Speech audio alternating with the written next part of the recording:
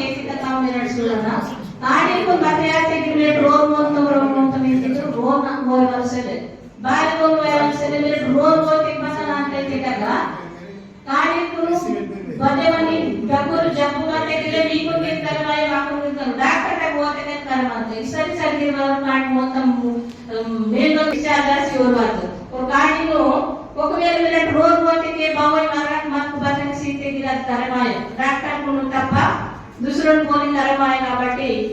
సందిరిగిరే diagnosis కొను కాడే కొను రోగి వారు ఉన్న స్కూల్స్ నే తప్పకుండా రోహన నేను వీర్చమటాట కాడేలు పోషకాహారము తిత్తేకెలే కాడేల పెరుగుదలై మనకిరే పూరా మైండ్ గిరే సెట్ చోట్ మారంత కాబట్టి డయాగ్నోసిస్ ఇవన్నీ అప్పగా అటు ఇల్వ భారతకే అది బస్క జరిగినంత పత జరిగినంత బోని రోడ్ క్యాసి జరుగు కాబట్టి మీరు సందిరిగిరే ఓపికతే బత్త ఈ స్కూల్ యొక్క హెచ్ఎం హెడ్ మాస్టర్ అండ్ ఈ యొక్క కార్యక్రమానికి హాజరైనటువంటి టీచర్లు అదేవిధంగా స్టూడెంట్స్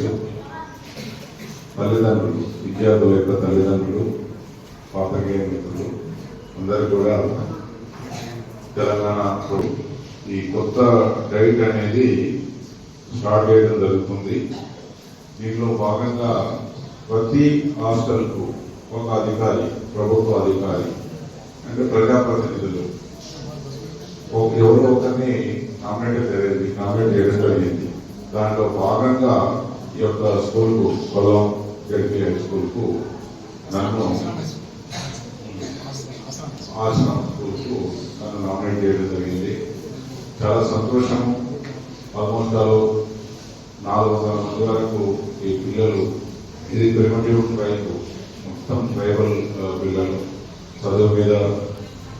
ఇంట్రెస్ట్ తోటి వాళ్ళ తల్లిదండ్రుల ప్రోత్సాహంతో ఈ యొక్క హాస్టల్లో ఉంటూ ఇక్కడ చదువుకుంటున్నారు. వారందరూ కూడా మిగతా అందరిలాగే బాగా ఉన్నత చదువు చదివి ఈ యొక్క సమాజంలో ఉన్నటువంటి అవకాశాలను అందిపుచ్చుకొని పెద్ద పెద్ద పదవులు ఉండాలని చెప్పేసి ఇప్పుడున్నటువంటి ఉత్సాహం ఇంకా కంటిన్యూ చేయాలని చెప్పేసి కోరుకుంటున్నాము. దానికి ఒక హెడ్ మాస్టర్ గారు కావచ్చు, టీచర్ కావచ్చు, నాన్ టీచింగ్ స్టాఫ్ కావచ్చు, వారి తల్లిదండ్రులు కావచ్చు, ప్రతిరోజు వారిని ఉత్సాహపరిచి వాళ్ళు దీంట్లో ఎదిగేట్టు చూడాలని చెప్పేసి కోరుతున్నాము. యొక్క ఇంతకుముందు మనకి డైట్ దాని విషయంలో ఈ మధ్యకాలంలో అక్కడక్కడ కొన్ని అపరిస్థితులు చోటు చేస్తున్నాయి. దాని మీద గవర్నమెంట్ ఒక కమిటీ చేసి కొన్ని ఫీడ్బ్యాక్ తీసుకొని ఒక డైట్ అనేది చాలా తక్కువ ఉంది, దీంతో సరైన పౌష్టికారం మనము పిల్లలకు ఇవ్వలేము, వారి ఎదుగుదలకు ఇది ఏమాత్రం సరిపోదు అని చెప్పేసి డైట్లోనే ఆల్మోస్ట్ 40% ప్రతి దాంట్లో కట్టడం జరిగింది. దాంతో మనకు వారానికి ఒక మెను చొప్పున 4 వారాల కంటే నెలకు 2 రిపీట్ కాకుండా 2 వీక్స్ చొప్పున మనకు కొత్త కొత్త ఐటమ్స్ కావచ్చు, ఫుడ్ కావచ్చు, మిగతాయి కావచ్చు, అవన్నీ కూడా పెట్టాలని చెప్పేసి దీనికి సంబంధించిన ఒక ఎస్ఓపి స్టాండర్డ్ ఆపరేటింగ్ ప్రొసీజర్ అంటే కిచెన్ ఎలా మెయింటైన్ చేయాలి, డైనింగ్ హాల్ ఎలా మెయింటైన్ చేయాలి, తర్వాత మిగతా వాళ్ళు వర్కర్స్ ఎలా ఉండాలి, ఎట్లా హైజీనిక్ పాటించాలి, ఫుడ్ని ఏ విధంగా స్టోర్ చేయాలి, తర్వాత దాని యొక్క ఎక్స్పైరీ డేట్ అయిన ఫుడ్ ఏం చేయాలి, కొత్త ఫుడ్ని ఎక్కడ పెట్టాలి, ఆల్రెడీ ఓల్డ్ ఉన్నటువంటి